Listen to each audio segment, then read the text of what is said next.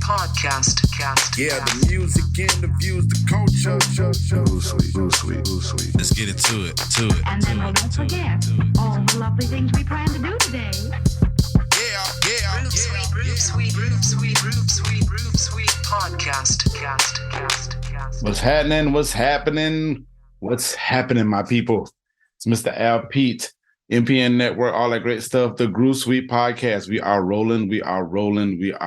Thank you so much for hitting play and rolling with us. Before I get into it, y'all already know, go to C as in Charles, C4Challenge.com. Check out my work, but check out all the other content, Creative of Color content. They have a lot of podcasts on there, man. We got a good variety of stuff on there, man. And listen, we have one of the creators on here, a very, very, very solid brother, man. That whole, like, what is it, that kindred spirit type stuff, man. And it's crazy because we've only just been on like Clubhouse talking, but this guy here, man, a very intellectual guy. Definitely respect him inside and outside of his work. He has a great story. He's a great interviewer too. Let me tell you, he's been on this award tour on just like being a guest on other people's shows. So it's just good to hear him have those type of conversations with any and every type of conversation. But he is a podcaster, host, editor, producer, and he has two podcasts. No, when I was reading bio, correct me if I'm wrong, I saw like two other podcasts that they mentioned. Is that correct? That is correct. It's 4 in all. 4 in all. Okay, cool. So we have Black is America podcast, we have the Startup Life podcast, and then from a bio that I had to dig up, it was nothing but buckets and just blurting. That's correct? That is correct. Those are actually old podcasts that I don't do anymore. So there's two other podcasts. Look, man, I just be out here podcasting, man, just trying to see what sticks to the wall. I'm sorry about that. No, so correct me with the other two that you got. So there's the other two that I do for my employer that I work for, Metals Behavioral Healthcare. Okay. So they're called Beyond Theory, and the other one's called Recovery Replay. Okay. Mm-hmm. Gotcha. So listen, this guy does great work on the podcast, and the Black is America joint. Please, go check out all of them, and you have a slew of shows for the other podcast. Let me get that correct. Hold on one second. The Startup Life podcast. So you got some catching up that y'all gonna do on that. But the Black is America joint, listen, phenomenal work. And I'm just looking forward to see what he has up under his sleeve, man. So we what we do I forgot what I do that quick. The air drums. Mr. Dominic Lawson. How you doing, sir? I am living the dream, Mr. Al P. Thank you so much for having me, man. Like you said, we're kindred spirits. From Duval to Shelby County, man. Clearly, there's a connection there, some kind of way, man. But it's an honor to be in your airspace. It's an honor to be on your show. And I'm so grateful to be on the Groove Suite because this is something I don't get to talk about that often. So it's kind of a change of pace for me. So I'm looking forward to it. Yeah, I want to say we haven't talked too much. We talked music, but it was more on the science side of it. Mm-hmm. Anytime we do talk about the music, it's always the science side. But and I'm sure we're going to be bringing like the science action into it on this go round. But I just want to have an easy conversation about the song that you brought to me that we want to speak on today. So feel free to listen if you want to get back on Groove Suite and talk about another song or another album or another whatever. The floor is all yours, brother. I appreciate that. Really looking forward to it. Yes, sir. So without further ado, to my people, y'all already saw the cover, so y'all already know who we getting into. But the song today that we're doing is 3-6 Mafia, Ridin Spinners. And for some reason I forgot that little flip was on it. But I was like, okay, cool. But nevertheless, when I listened to the song, I saw the responses and stuff and listened to it last week, and it just took me down like this path. Like it took me down like this path of when it took for me as a Floridian. 3-6 Mafia is that like stand out, for like a better phrase, is like that group, because you got Atlanta, right? So you got Outkast, Good and Mob, you got these enormous amount of people from Atlanta, enormous amount of people from California, enormous amount of people from New York. But it's like when you heard 3 6 Mafia, it was like it's almost like you had to like pay attention on some like, oh, they special because they coming from a different demographic area. Mm-hmm. They got the eerie type of hip hop to them, and it was crunk, you know what I'm saying, at the time, and the word that they was using at the time, crunk. So, right. Yeah, that right. it took me down that alley, man. So, what did it do for you, man? I mean, you're Memphis, correct? That's where. Absolutely. Memphis, born and bred, born and raised. Okay. And Ridin Spinners. And to full disclosure, I am not about that lifestyle. I've never been about that lifestyle. I tried to get rims on my car one time. I couldn't afford them. So it's like, it is what it is. But I love the bravado and the swag. And that song for me, Ridin Spinners, you talked about the dynamic of the South, because this is 2003 when this came out, I believe, right? 2002, 2003, around that time. Mm-hmm. And so this is around the time in the South where the nation was really starting to respect the South, right? Because the Outkast was already doing their thing right here, right? But you had Lil Flip, and you had David Banner, and you had Bone Crusher, and mm-hmm. people like that in that time. And so when I saw Ridin Spinners, and having this national airplay, I was like, we have made it here in Memphis, right? True enough, they were doing some stuff with, Cash Money Records and stuff like that, like a few years before that. But when I heard Ridin Spinners and heard Lil Flip, who was also hot at the time, right? Mm-hmm. Lil Flip and somebody, Paul Wall, and David Banner, all those folks, right?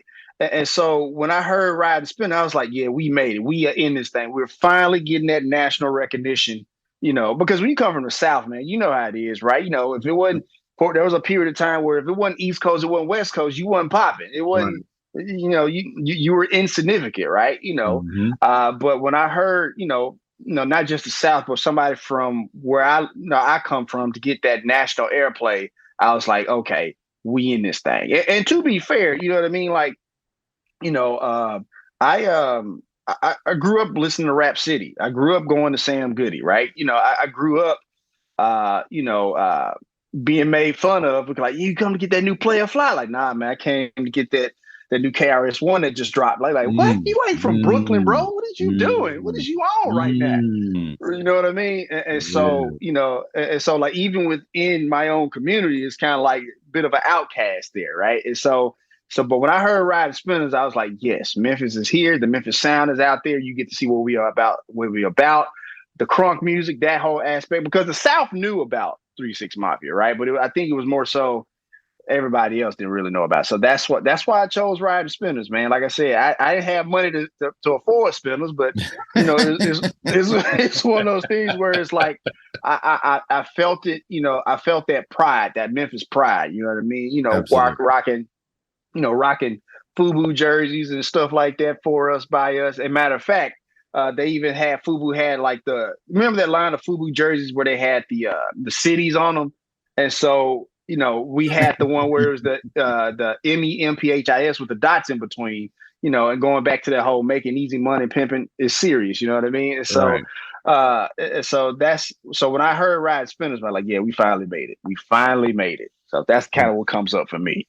Absolutely. So you made a reference about like when you say you went to go, like you go to the circuit cities and stuff, and you went about like the KRS ones, versus, what I'm saying, I guess the local music or Midwest or whatever have you. I feel that way when it comes to Florida too, man, because like I was watching the Hip Hop Awards last week, and Trina got awarded, the honoree and stuff like that. Mm-hmm. And I ain't gonna lie, man. I had a very, very proud moment.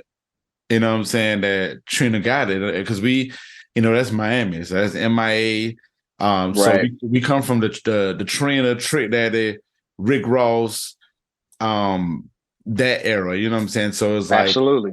like I wouldn't necessarily be like, you wouldn't catch me bumping that music every day, but I do know about the music. It is the culture, and I do like that music. But it's funny that you say that, because it's the same way I feel about Florida. It was like, even to this day, it's almost like this sense of, all right, we know Trick Daddy is this, we know Rick Ross is this, we even know T-Pain is this, and T-Pain be on like everybody, like been on Chris Brown stuff, everybody, right? But it's like, it's almost like they still come back to Florida, and then it's like they habitat. And that's how I feel about 3 6 Mafia when it comes to like Memphis. Now, and I didn't know I knew about Memphis, I knew about the music, but I really didn't get too much into it, because my best friend, until my best friend went to University of Memphis, and when she got she got her PhD there. What was it, 2010 or 2011? So she was up there. Yeah, she was in Memphis for over 10, I wouldn't say over 10 years. So basically, that's when I got the culture of it. That's when I got like the history of things. Shoot, is her book up here? She wrote a book, and it's about Memphis, and I'll find it. But but I say all that to say, like, when she went to Memphis, that's when I really started getting like the meat of it, you know what I'm saying? From like Jacksonville, I was just like listening to it on the radio or listening to it when I bought CDs, but I didn't really I didn't get that culture until like my best friend went there. And I was like, the history of them is like, their story is pretty dope too, especially all the way leading up to when they won, was it an Oscar, right? Yeah, absolutely. You know, when you talk about 3 6 Mafia, you're going back to Mystic Styles and 66, 61 and Sipping on Scissor with UGK and stuff like that. Even some stuff with Goody Mob, you know what I mean? Like I said, like the South, due in large part, they knew about 3 6 Mafia, right? And that was always a pride there. I remember my first semester in college, I went to Maryville College over in East Tennessee. Okay. And there was a lot of cats from Atlanta who went there, right? And so they all knew about, Playa Fly and Tommy Wright, and that Memphis sound, you know what I mean? And so that was kind of cool. But again, when Ridin Spinners came out, it really was, from the standpoint of 3 6 Mafia, it really was that seminal moment of like, okay, and true enough, maybe we had to ride, from a national scene, had to ride the coattails of Atlanta a little bit and stuff like that, because they were kind of the gateway for most of us in the South. If you're talking about that hip hop scene a lot of times, but when Ridin Spinners came out and that album came out, it was so good. It was so good. I was just like, yes, find a little bit of respect. And I think in to what you were saying earlier, I definitely was on the Florida sound. Definitely was on Trick Daddy and Rick Ross, and there's another guy out of Miami. He's like, yeah. I think that was JT Money. JT Money, yes. Definitely was on the JT Money. I had to pull an Owen out for you for a little bit. Absolutely. Yeah. All respect to JT Money, man. I mean, him and it was Luke Campbell and what was it? Two Live Crew. And then you had the Poison Clan, and Poison Clan, JT Money was in Poison Clan, and then you had Trick Daddy, and it just spawned from there. You know what I'm saying? It was like when they gave them the green light, they just kind of ran with it. Especially Trick Daddy, he really ran with it and just made some great music and really like took the pride of Florida and just ran with it. Now I will say, I felt like Atlanta was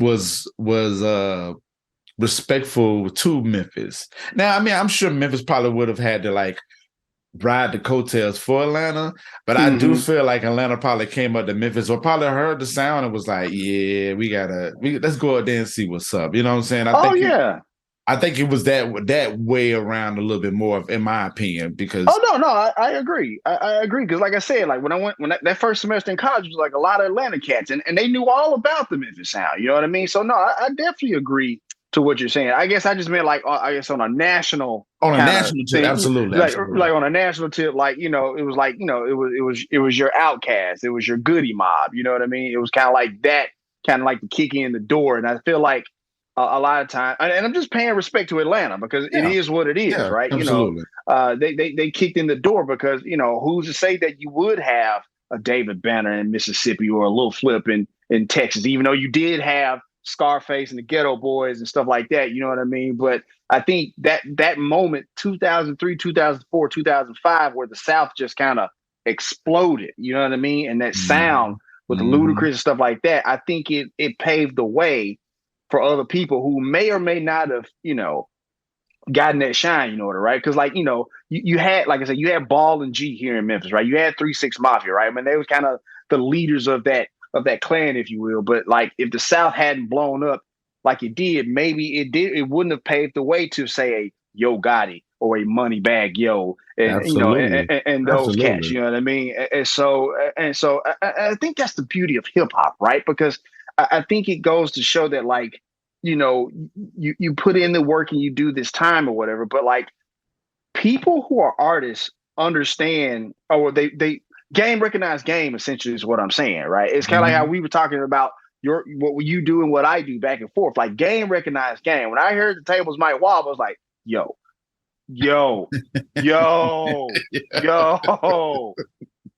That's it. And I was the same way. I was the same way with Black is America. I'm telling you, literally, I was driving.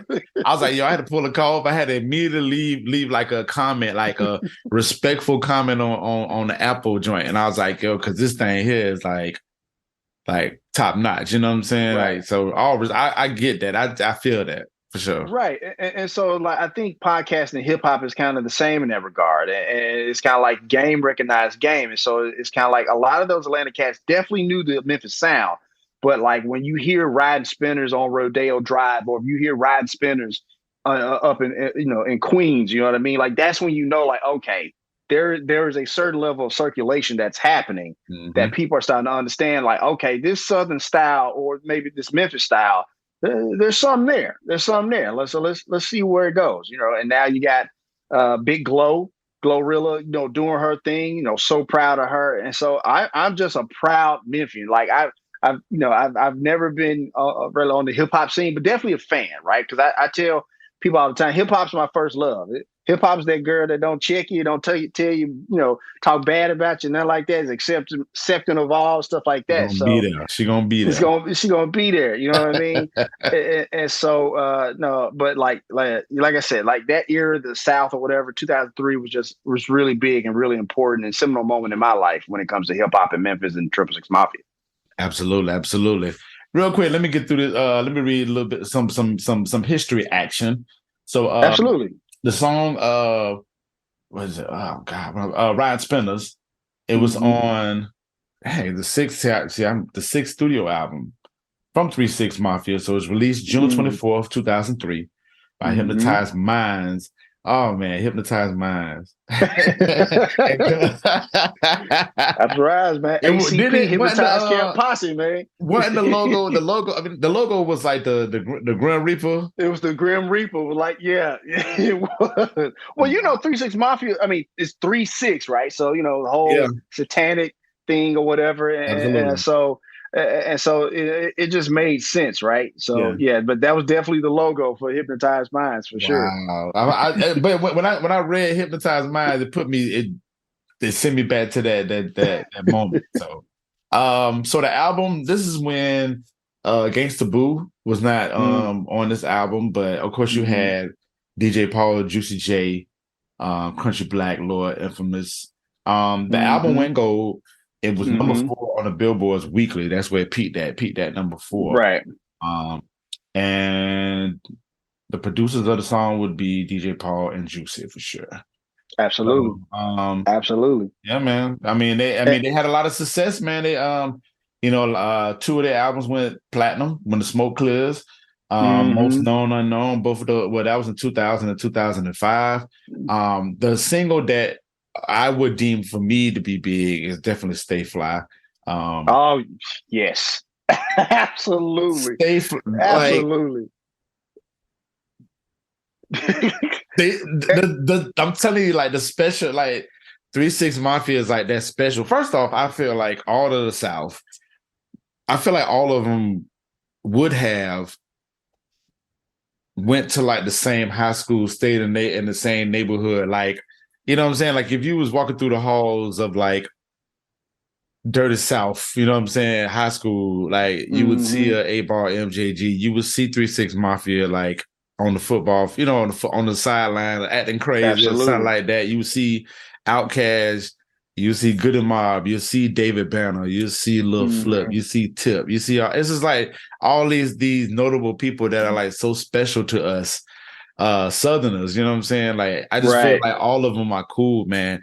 And one thing that made me think about that, because I watched the video and I saw Big Gip in the back, and I was like, when I saw Gip, I'm like, yeah, Gip seemed like he just probably went to Memphis or went to Houston just on some like, let me just get some flavor from these boys, you know what I'm saying? Absolutely. And they probably did the same thing too. I'm sure 3-6 was like, yo, let me hit up the A and see what's going on over there, man. But I just love that spirit. Reading that took me somewhere. Well, you know, but I mean, you know, like you talked about, you know, Paul and Juice being producers, you know, like even though maybe there wasn't like a ton of like, you know, studio albums from them or something like that from a national scene or whatever, but they did a lot of producing, like the song International Players Club, you know, with 3,000, with 3 Stacks, you know what I mean? That's the once again, Paul and Juice right then and there, like on the producing tips. So it's like, you know, I guess what the pride for me is like, even though they're from Memphis, right? There's still imprints of their legacy all around the South, right? Now producing for T.I., producing for Outkast or Ludacris and stuff like that. You know, and so it's just, and then they won that Oscar. I was like, you couldn't tell me nothing. You couldn't tell me nothing. You still can't tell them nothing, man. I mean, respectfully, like till this day, I mean, like when they won that Oscar, that was a forever moment. Like it wasn't like a moment here and there. I mean, it was a moment here and there for the time period, but it was like you got Tear the Club Up, 3-6 Mafia, right? And then you merge into the Ridin Spinners, 3-6 Mafia. Then you get into They Fly. Then you get to all the production, the producing that they did. What's my man name? The Chicken Head song. Project Pat. You got that whole era. and then you get the international player 3-6. And then you get the Oscar. And it's like, so out of all of that, it's like when that Oscar hit, it was like, yeah, y'all forever. Like they forever. Right, because many artists can say Grammy Award winning, but not every artist can say Academy Award winning 3-6 Mafia or super producer or Paul or whatever, because that says a lot. And you know me, how I love my awards, man. Like that's something you can leverage, man, because like, you know, because they leveraged it into like a TV show they did with Ashton Kutcher on MTV for a minute, and then other opportunities, and now they're pretty much set for life. And now Juice is out here doing, he was doing some stuff with Wiz Khalifa. I don't know if he's still doing it now, but like he's doing, now Juice is out here doing stuff with Katy Perry. Like that's absurd. Like no Memphis dudes supposed to be out here making music, especially on no, you know, you go from Tear the Club Up Thug to Katy Perry. Katy Perry. Like, come on, man. Like, that's absurd. Yeah. You know, but then again, here we are. You know what I mean? Here we are. And so it's just amazing to kind of see that growth and that spirit. But again, I personally feel like that fulcrum point, that moment where it turned was Ridin Spinners. Because again, I feel like that was the moment where Nashville was like, okay, that Memphis sound is okay. Now, true enough, you had your purist hip hop heads, stuff like that, especially those in Queens and Brooklyn, and like, bro, that ain't it. And I get it, you know, to each his own. It's the birthplace. I get it. Absolutely. But I mean, everything evolves.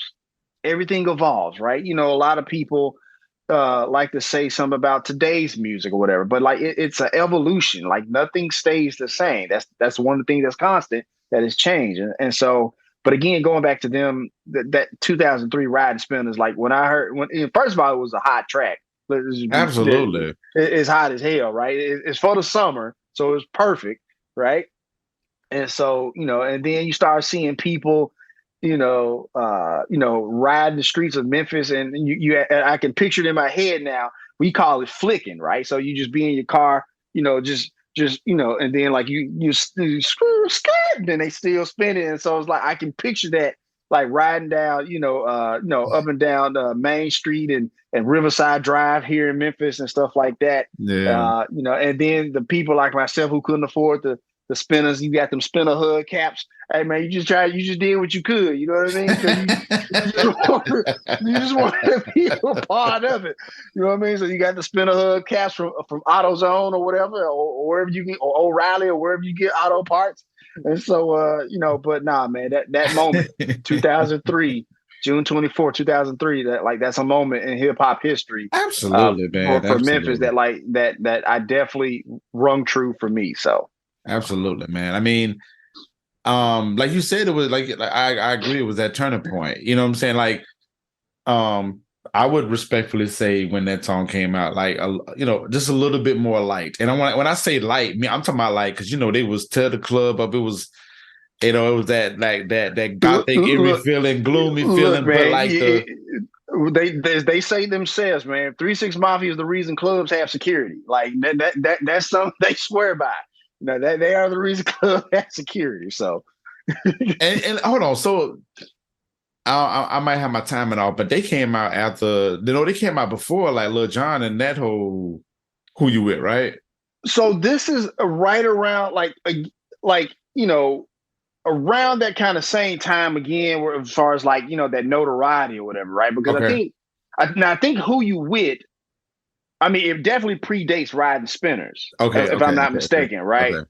But they were both, they was doing their thing, down in Atlanta, and then, they was doing, I'm doing their thing in Memphis. I'm talking about tear the club up, like tear the club up. Oh, tear the club up. Is like, this is like 98. Okay. 99. So we're gonna say Lil Jon was inspired by by the 3-6 Mafias.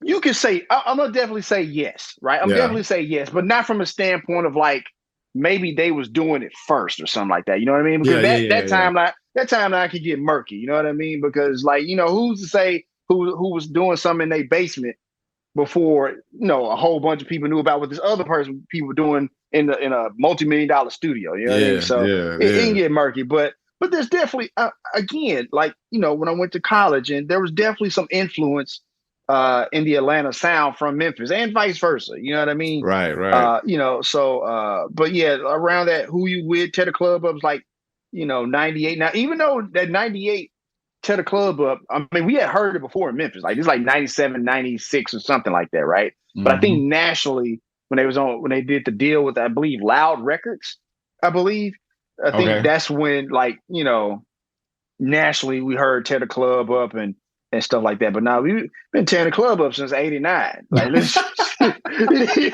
is what it is. We tear the club up since '89. So I mean, I was say, don't get it twisted, boy. Nah, so nah, not at all. Listen, when we used to, because I mean, I 97 when I came out. So like I said, I celebrated my 25th. This like a couple of weeks ago. Mm-hmm. So hearing Tear the Club Up in the club, like, that was one of them songs that was like, if we hear this in the club, just get by a wall. You know what I'm saying? Or just. That's what I'm saying. That's what I'm saying. Like, again, and then, we come from, and then like, Memphis is really this smorgasbord or buffet or melting pot, whatever you want, of like cross between hip hop, blues, gospel, rock and roll. You know what I mean? And so it's like you just stir all that up together, and you just don't know what you'll get. You know what I mean? And so, so there's a lot of influences all around, right? From your Bobby Blue Blands and and that gospel sound and all that stuff. You know what I mean? So it's just truly just like a smorgasbord of just like creativity that comes from this place. You know what I mean? And I'm definitely proud to be from there. Yeah. It's a lot of like you said, all that's mixed up. I do get like that bluesy, that bluesy vibe, the soul vibe. It's just a lot of it's an extra amount or a special amount that's there in Memphis. So yeah, man, it's crazy. I think about Stay Fly. Like I think about from a DJ standpoint, I still play Stay Fly, definitely still play international players. You know what I'm saying? Right. It's funny you mentioned that because like when, in order for Groove Suite, I was torn between Ridin Spinners and Stay Fly. Like real talk. I was torn between the two, right?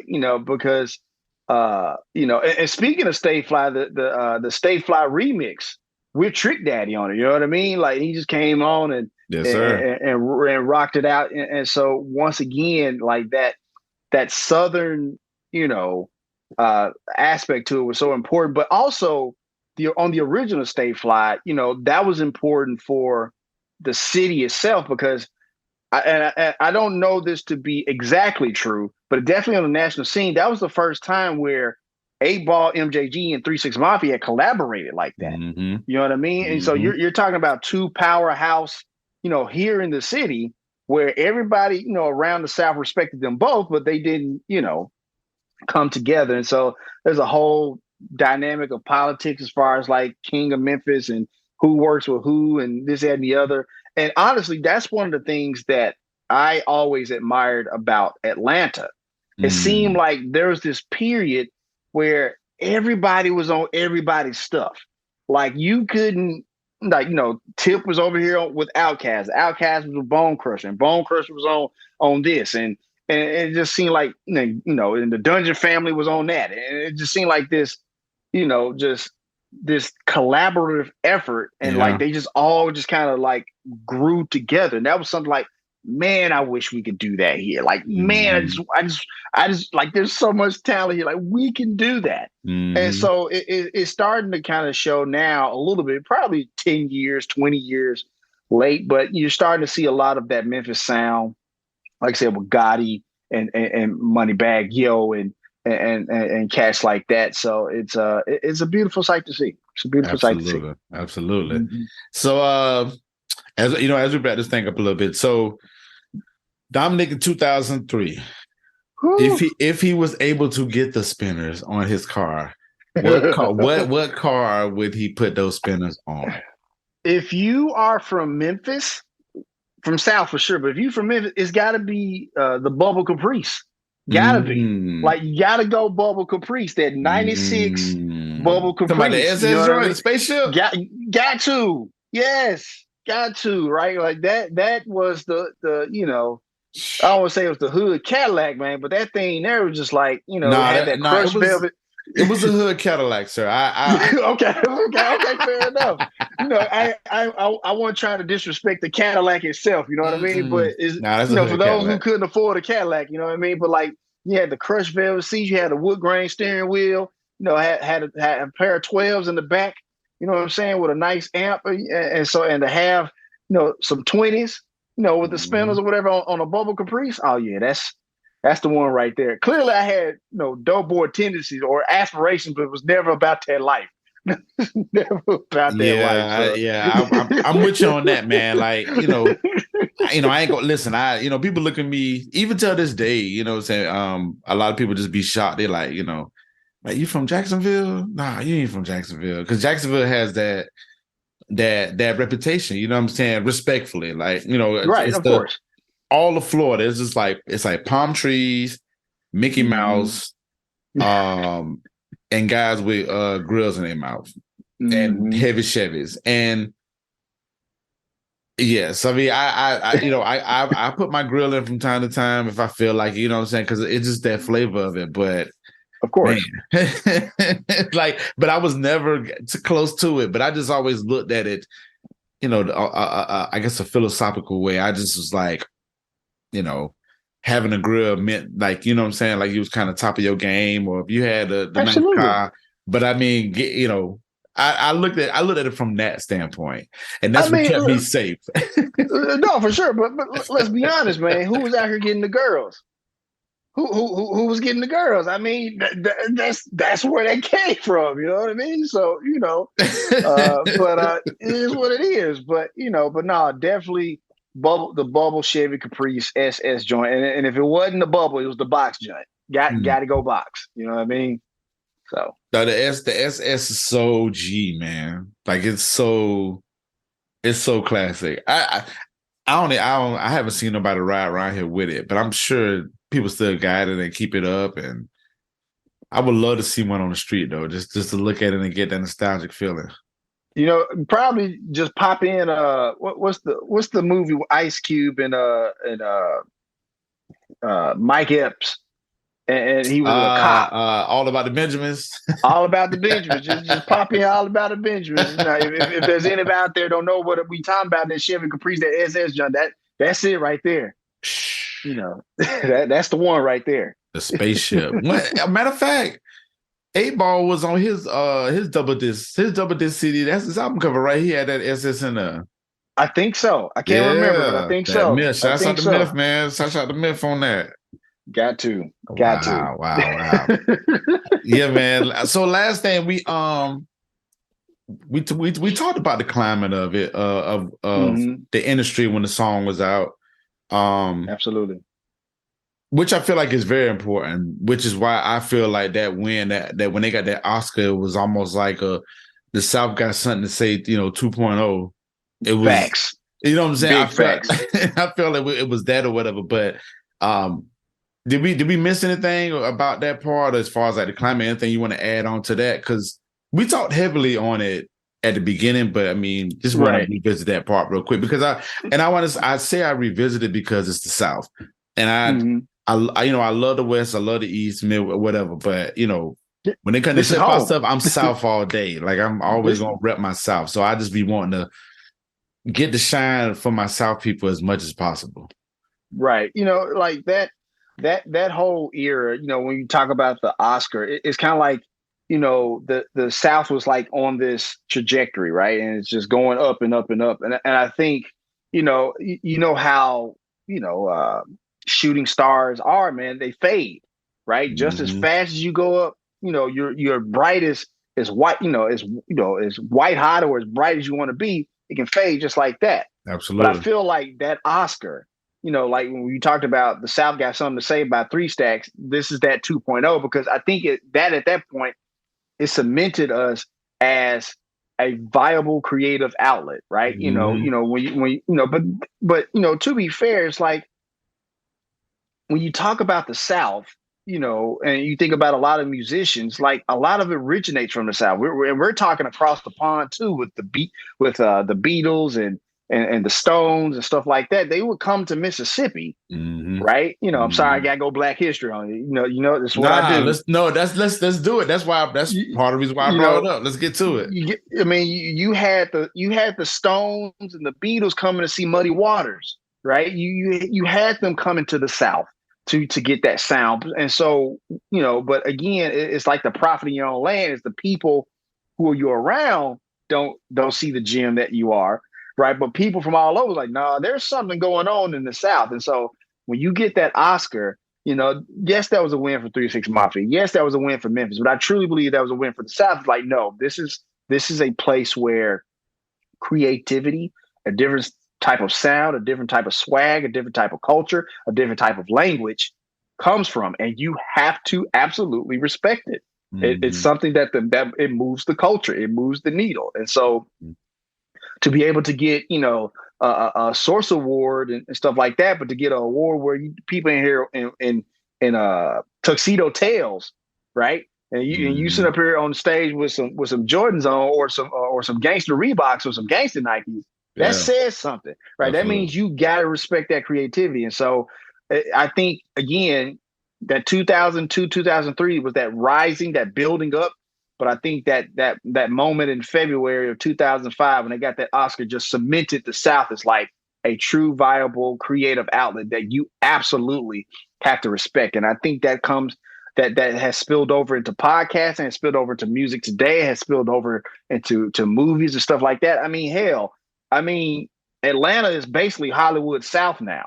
Like, I can't think of a movie right now that's not shot in Atlanta, right? From the MCU to other blockbusters, like it's all shot in Atlanta or in Georgia, right? That you see the screens, the credits roll up, you see a little Georgia Peach, there it is, right? And so again, that is something to be said about the creativity of the South. And honestly, let's be honest, the creativity of people who look like you and me. Let's call a spade. You know what I mean? And so you cannot deny that. Right. And so I think that Oscar went a long ways into cementing us as you got to respect us because creativity lives here in the South. Absolutely. I totally agree with every last thing that you said, brother. That I just wanted to make sure that climate. The other shows that I did, the climate part was, we talked about this in the third, but I mean, this is one of the songs that the history of it and how it was created and how it was built. It's very important to know. Like it's very important to know, especially when it comes to hip hop, man. I mean, no, go ahead. I'm sorry. No, I was just saying, like, as far as when you mentioned the Gottis and the Moneybagg Yo's, like you think about that and it's like, man, that's on the heels of, and respectfully, they did what they did to get where they got. But when you do that history action to it, man, you got, and just when you go back into like the, whatever part of Memphis they came from, and then you think about the whole aspect of it, and you think about like the whole South action. It's beautiful, man. It's beautiful, man. So I have a lot of respect for like the history of Memphis when it comes to the music aspect of it, and you can't mention any of that without mentioning 3 6 Mafia. You cannot. That history is incomplete. It's just incomplete, right? When it comes to them, and I would be remiss if I don't mention Dolph. Dolph is also in that era of being on their heels of getting it out the mud and coming from and Dolph comes from my neighborhood, South Memphis. You know what I mean? And so I understand that lifestyle. I didn't live it, but I understand that lifestyle. And so again, when you have that sound of a Dolph and stuff like that, you gotta pay homage to those who came before in 3 6 Mafia and Paul and Juice and Project Pat and Boo and Chat and stuff like that. Good, love my little Chat. Love Chat. But yeah, man, like we love 3 6 Mafia. Love 3 6 Mafia. Just very proud of all the stuff they've done. For sure. Definitely. And rest in peace to Young Dolph too, man. My apologies on not mentioning that for sure. But because he definitely adds on to hip hop. Same way, Absolutely. You know what I'm saying, everybody else in Memphis has done. So he's definitely an important part of the history when it comes to Memphis for sure. Well, he's part of that. I don't know how much anybody, respects Charlamagne the God and what he said, but there was a point in time where he's like, man, a lot of the hottest rappers out right now are from Memphis. And so again, you gotta pay that homage. You know what I mean? So It is what it is. It is what it is. Sir. Yes, sir. Good deal. Well, listen, brother, I enjoyed this conversation, man. I greatly appreciate you being on here, man. It's definitely an honor. You stopped your award tour for going to being on everybody's shows to be on mine. I say this guy here is on everything, and I'm clicking play like I ain't never heard him talk before. With all due respect, brother. Like, yeah, man. Like, very wise, intelligent brother, man. I greatly appreciate you. It's gonna be many more of these conversations, man. Just to building, the relationship that we got, man. I truly honor that, man. I truly honor that, and it's good to know that there are like dope guys like you that's around this, this earth that I connect with, and we can talk about. I be on my admin talk all the time, man. But at the same time, too, I'm so admin. I'm like, man, we got to fix this administrative stuff and da da da. I get it. But it does feel good to just talk about like some dope ass hip hop and just sit back and absolutely relax. Yeah, absolutely. Well, I mean, again, I respect the hell out of you and what you do and what you've been doing for a very long time. Iron sharpens iron, brother. Absolutely. And so again, I appreciate the opportunity to be in your airspace. I appreciate the opportunity to be on your platform, and I look forward to. I'm just gonna put it out there in the atmosphere, man, to try to collaborate with you one day. I don't know what that looks like. But I don't know. I don't know either. But listen. I don't know either. But I put it in my head. It's been in my head. But I'm just like, we're just gonna let this thing manifest. We're gonna see how it goes. Right. But yeah, it's there in my head. So we both of us spoken and thought it. You know what I'm saying? It's yeah. It's gonna happen. Absolutely. I hear that. Yes, sir. All right. Well, let the people know where they can find you at, please. So absolutely. So again, my name is Dominic Lawson. It's been an honor to speak with all of you. You can find Black is America podcast on all major podcast platforms. We just wrapped up season 1 of Black is America, and we did come away with a few more pieces of hardware a few days ago. From the W3 Awards, got the Best in Show award for the Wendell Scott episode, the NASCAR driver. I got the Best in Show, and so a few other awards. So all podcast platforms there. The Startup Life, our long running series, over 300 episodes. You all on all podcast platforms there, and also came away with an award for Recovery Replay, the episode show I do for my employer, the Meadows, and so got a gold award with them and stuff like that. So clearly that's some dope stuff there. Please feel free to check it out. RecoveryReplayPodcast.com. If you're into, hearing people's story of mental health and addiction and trauma and how they come out of the other side of it, that's definitely a show you want to check out. And then Beyond Theory, the other show I do for them, long running show that I took over from my predecessor, stuff like that. Look, man, I'm just out here making podcasts, man. I don't know. In the streets. Just in these podcast streets, man, making podcasts, trying to make them the best I can. So absolutely, man. Well, listen, you do a great job at it. So keep it going, man. Keep it going. So hold tight. Let me close this show real quick. Listen, thank y'all so much for tuning in. We appreciate y'all. Make sure you go to C as in Charles, C4Challenge.com. Check out these content creators of color, and check out all the content they got going on. Shouts out to my Clubhouse crew, man. It's a lot on the dimensions. Sean Square, Ty Jen. Darn, who I'm missing some of the people. You got Kat, you got Crate, Lisa, boy Levi, the homie Levi, stuff like that. All them folks. I learned from each and every one of y'all. So I appreciate all of them for sure. Yeah, same here. So, and last but not least, please go follow the Groove Suite on Instagram and Twitter. TheGroovesUite and all that good stuff, man.